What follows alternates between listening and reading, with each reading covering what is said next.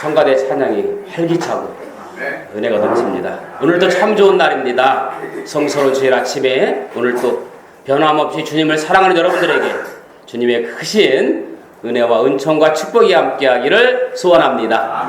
우리 한번 옆 사람하고 인사하십시다. 같이 예배드리 반갑습니다. 뒤에 분하고 앞에 분하고도 한번 손잡아 주시고 같이 한번 인사 나누십시다. 이제 그만하시죠? 유명한 철학자 칸트는 행복의 세 가지 조건을 이렇게 말합니다. 첫째, 할 일이 있는 사람은 행복한 사람이다. 할 일이 있는 사람은 행복한 사람이다. 둘째, 사랑하는 사람이 있으면 행복한 사람이다. 내가 누군가를 사랑하는 사람이 있으면 행복한 사람이다. 셋째, 나에게 희망이 있다면 그 사람은 지금도 행복한 사람이다. 나에게 희망이 있다면 그 사람은 지금도 행복한 사람이다. 이 세 가지 행복의 조건에 여러분들이 가장 좋아하는 재물이 포함되어 있지 않습니다. 그러므로 저와 여러분은 모두가 비록 재물은 많지 않지만 행복한 사람들인 줄로 믿습니다. 다시 한번 옆 사람과 인사합시다. 우리는 행복한 사람입니다. 얼굴이 행복해 보여요. 제가 아침에 향수를 잘 안 뿌리는데 오늘 아침에는 향수를 뿌리면서 이런 생각을 해봤어요. 내가 뿌리는 이 향수는 나를 위한 것인가? 상대를 위한 것인가? 문득 생각을 해봤어요. 여러분들 이렇게 향수를 종종 뿌리잖아요. 나를 위한 겁니까? 상대를 위한 겁니까? 잘 모르고 뿌리시는 거예요. 자신에게 먼저 향수를 뿌리지 않고는 남에게 향기를 줄 수 없는 것처럼 내 몸에서 향수 냄새가 풍겨야 다른 사람에게도 향수가 전달되는 것이구나. 행복은 향수와 같은 것이구나. 그런 생각을 해봤습니다. 내가 행복하고 내가 기뻐야 내가 가지고 있는 행복을, 내가 가지고 있는 기쁨을 다른 사람에게 행복과 기쁨을 줄 수 있는 거구나. 그래서 내가 행복하려고, 내가 기쁘려고 노력해야 돼요. 누군가에게 행복과 기쁨을 주기 위해서는 멋진 사람이 되기보다는 따뜻한 사람이 되어보십시오. 멋진 사람은 눈을 즐겁게 하지만 따뜻한 사람은 마음을 태워준답니다. 여러분, 눈을 즐겁게 하는 사람이 보기 좋습니까? 상대방의 마음을 따뜻하게 녹여주는 사람이 보기 좋습니까? 누군가에게 행복과 기쁨을 주기 위해서는 잘난 사람보다 진실한 사람이 되라고 했습니다. 이 세상에 잘난 사람은 너무너무 많아요.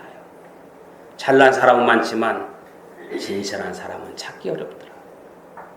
잘난 사람은 피하고 싶지만 진실한 사람은 곁에 두고 영원히 함께하고 싶은 겁니다. 누군가에게 행복과 기쁨을 주기 위해서는 대단한 사람보다 좋은 사람이 되십시오. 우리가 가끔 그렇습니다. 저 사람 대단한 사람이야. 그런 소리 듣지 마시고 저 사람 좋은 사람이야. 그런 이미지가 풍겨나기를 주님의 이름으로 축복합니다. 여러분, 대단한 사람은 부담을 줘요. 그러나 좋은 사람은 행복을 주는 겁니다. 그리고 내가 열심히 움직이고 활동해야 다른 사람이 좋아하고 다른 사람에게 행복과 기쁨을 주고 도전을 주는 거예요. 내가 활동하지 아니하고 그냥 꼼짝도 못하고 그냥 방구석에만 처박혀 있으면 절대 그 사람은 좋은 사람도 행복을 줄 수 있는 사람도 아닙니다. 유명한 철학자 소크라테스는 70세 나이에 광장에 나가서 사람들과 토론을 멈추지 않았고 70세에 새로운 악기를 배우기 시작했답니다. 70세가 되거든 새로운 악기를 하나씩 배워보는 것도 좋을 것 같아요. 유명한 미켈란젤로는 죽을 때까지 창작 활동을 멈추지 않았다 그랬습니다. 죽을 때까지. 유명한 피카소는 90세가 넘어서까지 그림을 조각했다고 합니다. 90세까지 넘도록 조각을 했는데 그 남긴 모든 작품을 합치니까 25만 점이 넘었답니다. 잘못 들으셨어요? 25만 점. 그가 90세가 넘도록 작품을 만들었는데 모든 작품을 합쳐보니까 25만 점이나 되더랍니다. 그리고 아직까지도 그 작품들을 분류하는 작업이 스스로가 이루어지고 있답니다. 나이는 뭐에 불과하다고 그랬죠? 정말 그럴까요? 나이는 숫자에 불과할까요? 요즘 60세 이상이 즐겨 부르는 노래 가운데 내 나이가 어때서 그런 노래가 유행이라고 합니다. 오승근 씨가 불렀나요?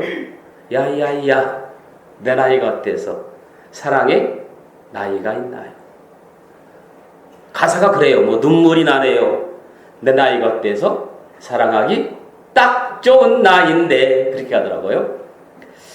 어느 날 우연히 거울 속에 비춰진 내 모습을 바라보면서 세월아 비켜라 내 나이가 어때서 사랑하기 딱 좋은 나이인데 그런 가사더라고요. 세상 일은 정년이 있어요. 하고 싶어도 정년이 되면 멈추게 시킵니다. 그러나 감사한 것은 주의 일은 정년이 없습니다. 아멘. 주의 일은 주님 재림하시는 날이 정년입니다. 모세가 호렙산에서 하나님 만났을 때 나이가 80입니다. 80이면 세상에서는 은퇴해야 맞습니다. 그런데 모세는 80세에 부름받아서 그 후로 120세가 되기까지 많은 일들을 감당했는데 눈에 빛을 잃지 않고 몸에 쇠약하지 않았다.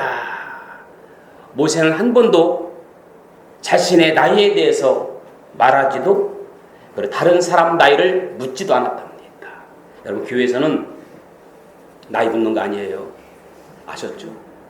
목사님 뭐 나이가 얼마나 되느냐, 그 권사님 연세가 어떻게 되느냐 절대 묻지 마십시오. 학교에서는 무슨 순이야? 성적순이죠. 직장 생활에서는 호봉수죠. 군 생활에서는 계급순이죠. 교회는 뭐가 먼저입니까? 할렐루야. 알기는 너무 잘하네요. 오래 믿고 나중 믿는 게 준 게 아니에요. 믿음 순입니다. 믿음이 최고입니다.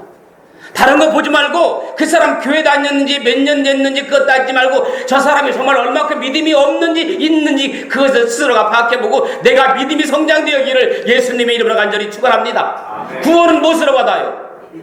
그렇지. 믿음이 없으면 구원은 믿음으로 받는데 믿음이 약하면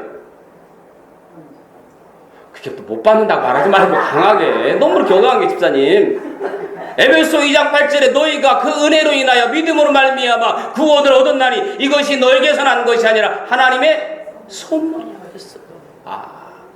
다른 건 몰라도 교회에서는 악착같이 믿음을 가지려고 노력하는 거예요. 아멘. 그래서 믿음 있는 자가 되기를 축복합니다. 믿음 없는 자가 되지 말고 믿음 있는 자가 돼야 돼요. 여러분 하나님께 붙들리면 하나님 환경 보지 않으시더라고요. 하나님께 붙들리면 조건, 나이를 초월해서 하나님 일을 잘할 수 있게 만드시는 줄로 믿습니다. 그러면 누구에게 붙들려야 돼요? 하나님께 붙들려야 돼요. 사람께 발탁되려고 하지 말고 사람에게 잘 보이려고 하지 말고 하나님께 잘 보일 수 있기를 주님을 간절히 축원합니다. 여러분 하나님께 붙들리지 않으면 나이가 30 청춘이라도 가치가 없는 거예요. 제발 세상에 붙들리지 말고 하나님께 붙들립시다. 집사님 알았어요? 아무개 집사님 제발 좀 세상에 붙들리지 말고 하나님께 붙들려서 합시다. 어려면 옆 사람은 손잡고 얘기해줘. 세상 붙들리지 말고 하나님 붙들고 삽시다. 할렐루야, 할렐루야. 여러분 이제 제발 할 수 없다는 사단의 음성의 귀를 막고 할 수 있다는 하나님의 음성의 귀를 여시기 바랍니다. 항상 사단은요 할 수 없다고 말하고 부정적으로 말하고 그가 하나마나 뻔하다고 말합니다. 그러나 항상 하나님의 음성은 열려 있어요. 하나님의 음성을 듣기를 주님의 이름으로 축복합니다. 자, 오늘 성경에서 한 사람을 소개하는데 이름이 없어요. 사람은 이름이 중요하죠. 이름이 중요해 안 중요해요? 그래서 잘못 살아면 제발 이름값 좀 하라고 그러잖아요. 그런데 오늘 본문에 보면 되니까 이름이 없어요. 이름이 뭐예요? 부자 청년이라고 했어요. 이름도 없어. 그냥 부자 청년이라고 소개합니다. 어쩌면 성경에 많은 인물들이 나오는데 어떻게 이름도 나타나지 않고 그냥 부자 청년 이렇게 나타났을까요? 저는 이 성경을 읽으면서 부자 청년이라고 했는데 어디까지가 부자고 어디까지가 가난한 사람인지 지금도 구분을 잘 못하겠어요. 여러분 어디까지가 부자고 어디까지가 가난한 사람인지 정확하게 구별해 줄 수 있는 분 한번 말씀해 보세요. 부자는 기준이 없습니다. 왜냐하면 나보다 못 가진 사람이 나를 보면 항상 부자란 말이거든요.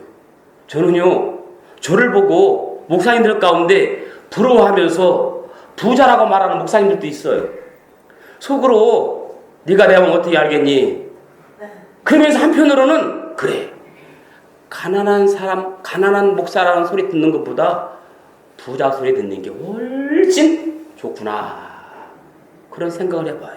여러분 내가 있고 없고를 떠나서 가난한 사람이라는 소리 듣는 것보다 부자 소리 듣는 게 훨씬 더 행복한 줄로 믿습니다. 그렇다면 여러분 부자라는 소리를 듣습니까? 가난하다는 사람 소리를 듣습니까? 주위 사람들로부터 기왕이면 있고 없고를 떠나서 다른 사람들로부터 가난한 소리 듣지 않고 부자라는 소리 듣기를 주의 이름 간절히 축원합니다. 아니 부자 소리는 못 들어도 저 사람 정말로 궁상맞게 사는 사람이야. 저 사람 찌질이처럼 사는 사람이야. 그런 소리는 듣지 않아야 되겠습니까? 우리 예수 믿는 사람이니까 뻔히 아는데 있고 없고를 떠나서 부자 가난을 떠나서 정말 멋진 소리 듣기를 예수님의 이름으로 완전히 축원합니다. 예수 믿는다는 것 내가 예수 믿는다는 것 알 사람 다 알아요. 그런데 알만한 사람은 다 알고 있는데 내가 찌질이처럼 그런 소리 들으면서 살 이유가 없잖아요. 인터넷에 보니까 넷 향기라는 코너가 있는데 거기에 한 교수가 이런 얘기를 했어요. 한국에서 어느 정도야 부자라고 말할 수 있는가 강의를 했더라고요. 제가 딱 들어봤어요. 한국에서 어느 정도를 살아야 부자라는 소리일까 그 강의를 듣는데 첫째가 잘 들어보세요. 본인이 살고 있는 집을 빼고 현금으로 10억 아니면 10억의 부동산을 가지고 있으면 나름대로 부자라고 말할 수 있다. 다시 말할게요. 본인이 살고 있는 집을 빼고 현금으로 10억을 가지고 있든지 10억 상당의 부동산을 가지고 있으면 나름대로 부자다. 자, 우리 교회도 이런 분 몇 분 있으면 좋을 텐데 손 들어보세요. 한 분도 안 계셔요? 안타깝습니다. 둘째, 연봉이 2억 이상 되면 부자라고 말할 수 있다. 손 들어보세요. 죄송합니다. 손 들지 못한 분들 이번에는 모두가 들으셔야 됩니다. 세 번째, 마음이 부자면 부자라고 말할 수 있다. 알았어요. 저희 교회는 모두가 다 마음만 부자인 걸로 제가 생각하겠습니다. 우리는 다 마음만 부자예요. 우리 교회 성도들은 결국 모두 마음만 부자인 걸로 합시다. 결국은 뭐가 문제예요? 마음이 문제거든요. 또 한 분은 이 황상민 교수라는 분은 부자를 4가지 유형으로 분류했더라고요. 배고픈 부자가 있다. 이 배고픈 부자는 먹어도 또 먹고 싶은 사람. 여러분, 밥 먹고 나면 뒤돌아서면 배고픈 사람 있잖아요. 먹어도 또 먹으려고 하는 사람, 악착같이 벌 줄만 알지 쓸 줄 모르는 사람은 배고픈 부자라, 그렇게 해놨더라고요. 두 번째, 품격 부자. 자기 품위를 유지하는 데만 신경을 쓰는 부자. 세 번째, 철없는 부자. 내 돈 내가 쓰는데 누가 뭐라고 하느냐 막 물쓰 쓰는 사람. 그 유튜브에 보니까요, 저 아랍의 석유 부자가 자기 옆에 미녀 가수들을 쫙 앉혀놓고 노래를 부르게 해요. 노래를 부르게 하고 노래 시작해서 끝날 때까지 막 돈을 막 뿌려주는 철없는 부자가 있습니다. 네 번째는 존경받는 부자가 있습니다. 남에게 존경받는 곳에 돈을 씁니다. 존경받기 운동합니다. 결국 우리는 많고 적음을 떠나서 배고픈 부자, 품격 부자, 철없는 부자를 떠나서 존경받는 부자가 되도록 노력할 수 있기를 축복합니다. 오늘 본문 마태복음 19장은 이런 이야기입니다. 예수님이 길을 가실 때 부자 청년이 따라옵니다. 부자 청년이 따라와서 선생님, 도대체 어떻게 해야 영생을 얻을 수 있습니까? 나는 내가 누릴 것 다 누렸고 가질 것 다 가졌는데 내 마음이 허전한데 어떻게 해야 영생을 얻을 수 있습니까? 제발 그것 좀 가르쳐 주세요 했습니다. 그때 예수님은 이렇게 말합니다. 율법을 지키라. 그러자 이 청년은 그런 율법은 어려서부터 다 지켰다고 자신만만하게 말합니다. 그때 예수님 오늘 본문 내가 온전하고 할진대 가서 내 소유를 팔아 가난한 자들에게 주라. 그리하면 하늘에서 보화가 내게 있으리라. 그리고 와서 나를 따르라. 그런데 그 청년은 부자였다. 재물이 많았다. 재물을 없앨 수가 없었다. 그래서 근심하여 돌아갔다. 그리고 그 후로 영원히 등장하지 않았다. 여기까지가 오늘 본문 내용입니다. 그런데 성경을 쭉 읽어보면 이 정반대 내용도 있어요. 오늘 본문 마태복음 19장 부자 청년은 이렇게 예수님 만났다가 구원받지 못하고 떠나갔단 말이에요. 근데 누가복음 19장에는 정반대 부자가 나오는데 누가복음 19장의 부자는 누굽니까? 할렐루야. 누가복음 19장은 삭개오가 등장합니다. 그도 역시 부자였습니다. 세리장이었습니다. 지위도 높았습니다. 돈도 많았습니다. 그런데 그도 역시 예수님께 관심이 있었고 예수님 만나고 싶었어요. 그런데 예수님 만나려고 갔더니 사람들이 너무 많아서 예수님 만날 수가 없었어요. 키가 작았다고 했습니다. 그래서 삭개오는 체면염치 불구하지 않냐고 뽕나무 위로 올라가서 예수님 보려고 뽕나무 위에 엉큼엉큼 올라갔단 말이에요. 성큼성큼 올라갔단 말이에요. 성큼성큼이 맞는 거예요? 엉큼엉큼이 맞는 거예요? 아무튼 어찌됐든 간에 성큼성큼이든 엉큼엉큼이든 간에 뽕나무 위에 올라가서 딱 보니까 예수님이 보이거든요. 예수님과 이 삭개오이 딱 마주쳤습니다. 그때 예수님께서 뭐라 합니까? 어떻게 했어요? 예수님께서 삭개오에게 아니 뽕나무 위에 있는 삭개오에게 가난한 자들이 나눠 이렇게 했겠어요? 할렐루야. 빨리 내려오라 했어요. 빨리 내려오라. 속히 내려오라 했어요. 그리고 뭐라 했어요? 내가 내 집에 유하여야겠다. 그 말 듣는 순간 삭개오는 자기 스스로가 뭐라고 말합니까? 재산을 절반을 나눠주고 토색한 것은 4배는 갚겠다고 얘기했습니다. 자, 결국 마태복음 19장의 부자 청년은 창고에 있는 재물을 풀지 못했고 누가복음 19장에 나오는 삭개오는 창고에 있는 재물을 풀었다는 거야. 아하, 창고를 풀을 수 있느냐 풀지 못하는 차이예요. 금고를 열 수 있느냐 열지 못하고 잠겨 있느냐의 차이입니다. 결국은 창고에 쌓아놓은 사람이 부자가 아니라 창고에 있는 것을 푸는 사람이 부자라는 겁니다. 풀 때는 풀라는 겁니다. 그래서 가진 부자는 순간이지만 버린 부자는 영원합니다. 원래 없어서 가난한 거하고 너무 많은데 그걸 다 베풀어서 없는 거하고는 다르지요. 원래 없는 거하고 있는 거 다 나눠서 없는 건 똑같아요, 달라요? 이걸 똑같다고 말하는 사람은 대화가 안 되는 거예요. 가진 부자는 순간이나 버린 부자는 영원합니다. 우리 모두 존경받는 부자로 살아갈 수 있기를 축복합니다. 내가 남보다 많이 가졌다는 것은 축복이 아니라 저는 사명이라고 생각해요. 오늘 본문 17절에 있는 말씀 다시 한번 같이 한번 읽어봅시다. 17절 시작. 예수께서 이르시되 어찌하여 선하늘을 내게 묻나 선한 이는 오직 한 분이시라. 내가 생명에 들어가려면 계명들을 지키라. 첫 번째 뭘 지키라? 계명을 지키라. 이 말은 이런저런 계명을 지켜야만 생명과 영생을 얻게 된다는 말씀이 아니에요. 뭐 계명 쭉 나오잖아요. 살인하지 말라, 간음하지 말라, 도둑질하지 말라, 배품을, 이게 아니에요. 생명에 들어가고 구원받은 자는 이미 계명을 지키는 생활을 하는 자예요. 계명을 지키려고 노력하는 자입니다. 중요한 것은 계명을 지키고 선행을 해야 구원받는 것이 아니라는 겁니다. 구원은 뭐예요? 전적인 하나님의 은혜로 값없이 거저받는 선물이라고 말씀드렸습니다. 그 은혜로 인하여 믿음으로 말미암아 구원을 얻었나니 이것이 너에게서 난 것이 아니라 하나님의 선물. 구원은 공로가 아닌 100% 하나님의 은혜입니다. 물론 구원받은 사람은 계명을 잘 지켜야 됩니다. 계명을 지키는 정도에 따라서 성화가 결정되는 것도 맞습니다. 인간은 누구도 하나님 앞에 도무지 선할 수가 없어요.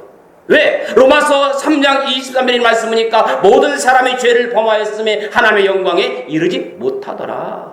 오늘 본문의 예수님은 부자 청년의 왜곡된 사상, 신앙관을 깨우치기 위해서 선의 주체이신 하나님을 강조하고 있는 겁니다. 새 중에 자고새라는 새가 있다 합니다. 자고새.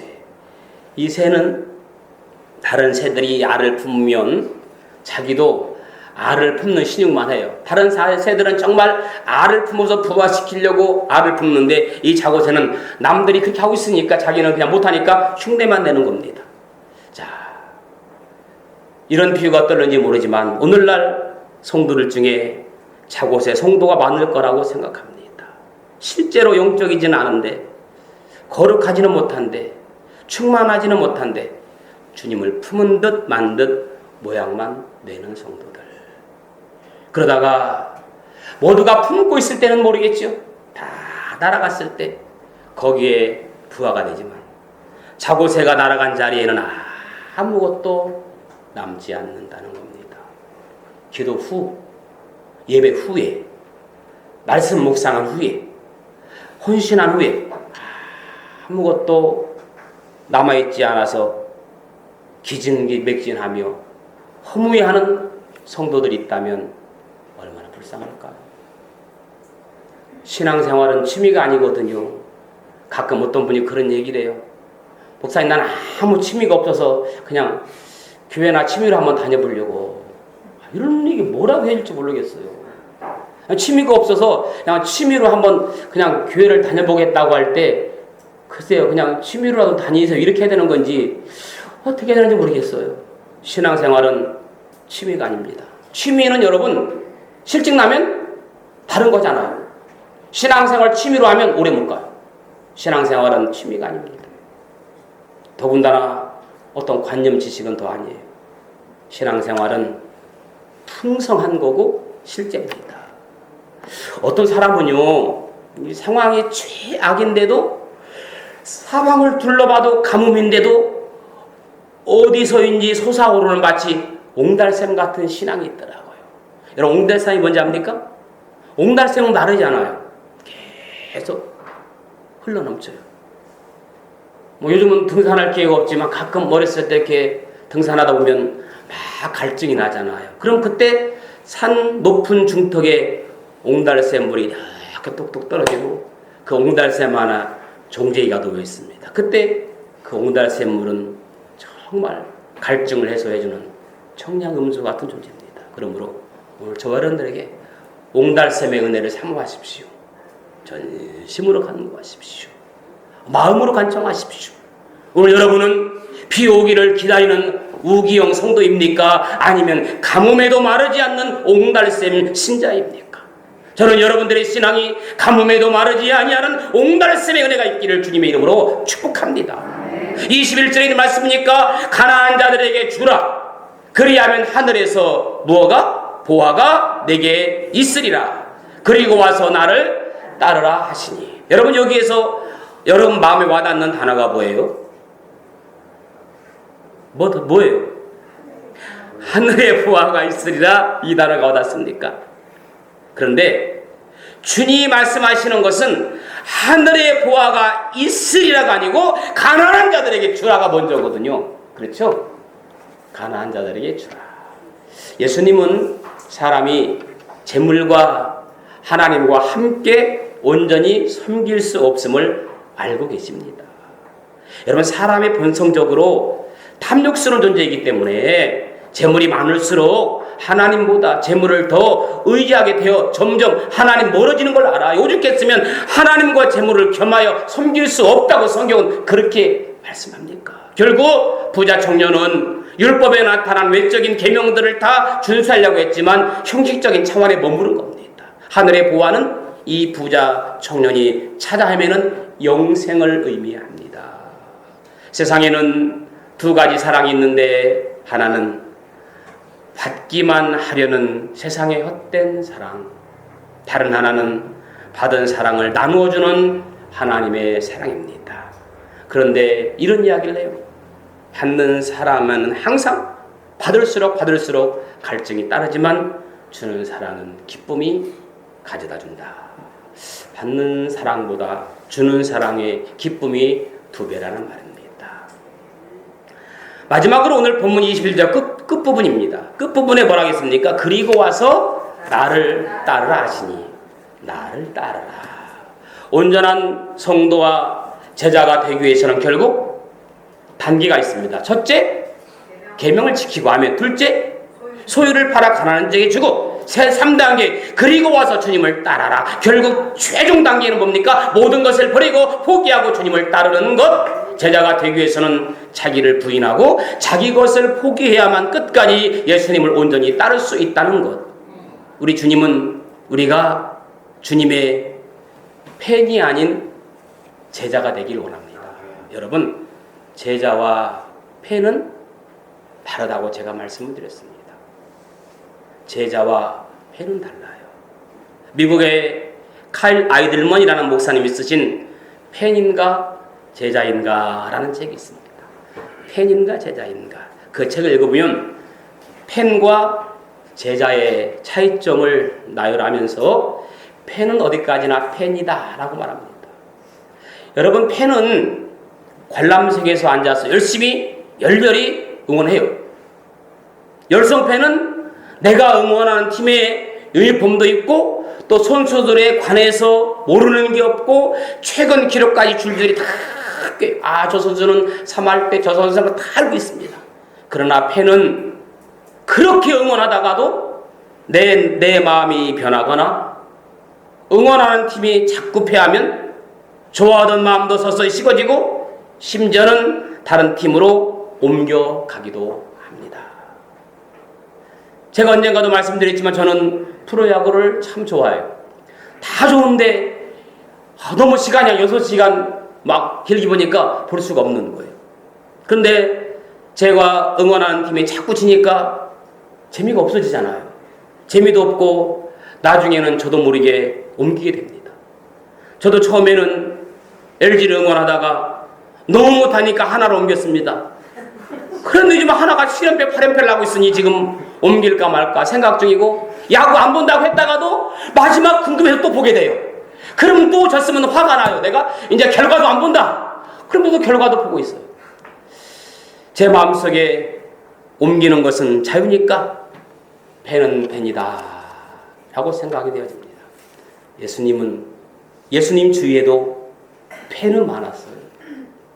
일이 잘 풀릴 때는 열렬히 예수님께 박수치고 응원하지만 자기 상황이 안 좋으면 언제 그랬냐는 듯이 몸을 돌려서 세상 사람들을 불러냅니다.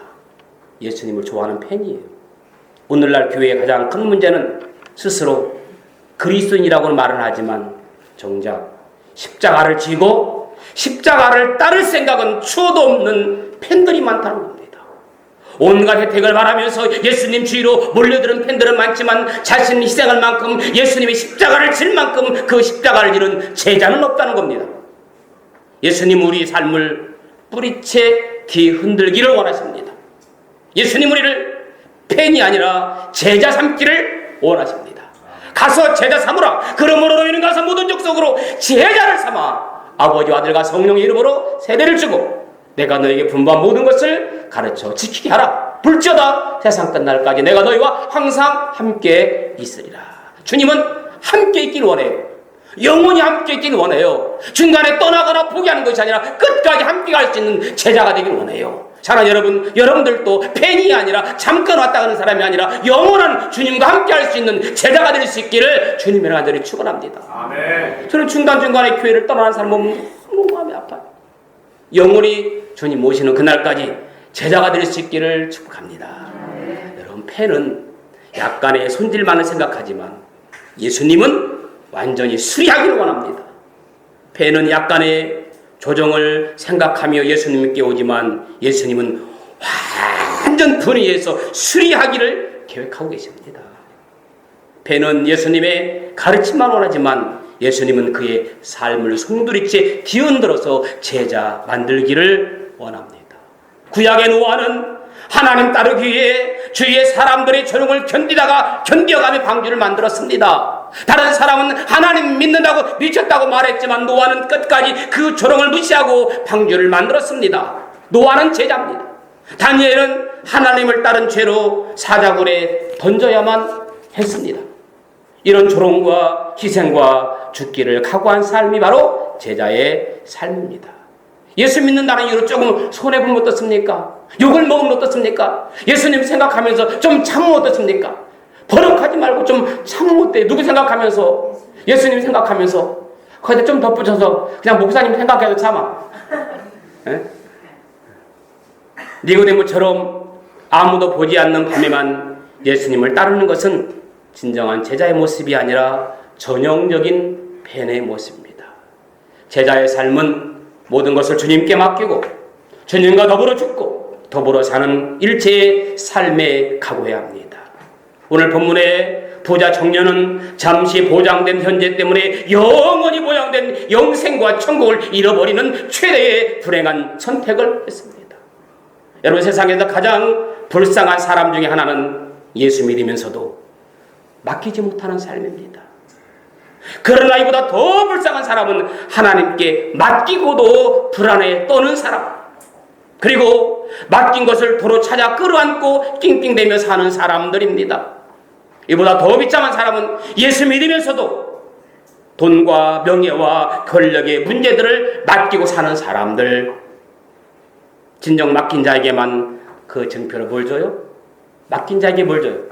맡기면 평안을 주잖아요. 이 평안이 염려를 몰아내고 이 평안이 염려를 잊게 해주는 겁니다. 맡겼는데도 불안하십니까? 덜 맡겼거나 안 맡긴 거예요. 불안은 불신앙의 열매입니다. 맡기지 못했기 때문에. 여러분, 대중목욕탕에 가면 카운터의 뒤에 이런 글귀가 있습니다. 뭐라고 써 있습니까? 목욕탕이 다 달라서 그러나 목욕탕마다 글자가 다르게 써 있나요? 귀중품은 주인에게, 아니 목욕탕도 안 가봐요. 한 번씩 카운터에 써 있잖아요. 귀중품은 주인에게 맡기십시오. 그 다음이 중요해. 맡기지 않은 것은 책임지지 않습니다. 여러분, 하나님께 맡기면 맡긴 것은 책임져 주지만 하나님께 맡기지 않고 내가 가지고 있는 것은 하나님이 그 책임져 주지 않습니다. 하나님께 맡긴 것만 하나님께서 책임져 주시는 거예요. 아멘. 하나님께 맡기면 하나님께서 책임져 주신답니다. 아멘. 하나님은 우리가 진정으로 맡긴 것만 책임져 주시고 해결해 주시는 분을 믿습니다. 맡기지 않은 것까지 강제로 빼앗아 책임지거나 해결해 주지 않으셔요. 이제 염려하는 시간을 기도하는 시간을 바꾸시면 어떨까요? 기도 외에는 염려를 몰아낼 방법은 없습니다. 문제를 묵상하던 시간을 기도의 시간으로 바꾸십시오. 습관과 형식적인 기도를 실제적이고 집중적인 기도로 바꿔보십시오. 기도에 몰입하라는 얘기입니다. 염려를 대적합니다. 염려를 내어줬습니다. 어떤 경우에도 걱정이 안 되는 은혜를 구하십시오. 풍랑 속에서도 주무셨던 주님의 평강. 여러분, 운전을 하면 옆 사람에게 맡겨 운전을 타지를 말든지, 옆 사람이 타가지고 이쪽으로 가라 저쪽으로 가라, 잘못 갔네, 위험하다, 타지를 마. 그럼 차라리 그 차를 타려면 운전자의 모든 것을 맡기는 것처럼 예수 믿었으면 하나님께 온전히 맡기십시오. 아멘. 여러분, 도망가려고 하면 더 복잡하고 힘들지만 앞장서서 따라가면 주님의 힘을 주시는 기쁨을 주십니다. 주님만 따르는 온전한 성도가 되기를 축원합니다. 계명을 지키라, 가난한 자들에게 주라, 나를 따르라. 이런 삶이 바로 제자의 삶이요 온전한 성도의 모습인 줄로 믿습니다. 같이 한번 말씀을 생각하면서 기도하기 원합니다. 주님 따라가는 삶 되게 하여 주옵소서. 멋진 제자의 삶을 살게 하옵소서. 온전한 성도가 되게 하옵소서. 말씀을 생각하면서 같이 기도합니다.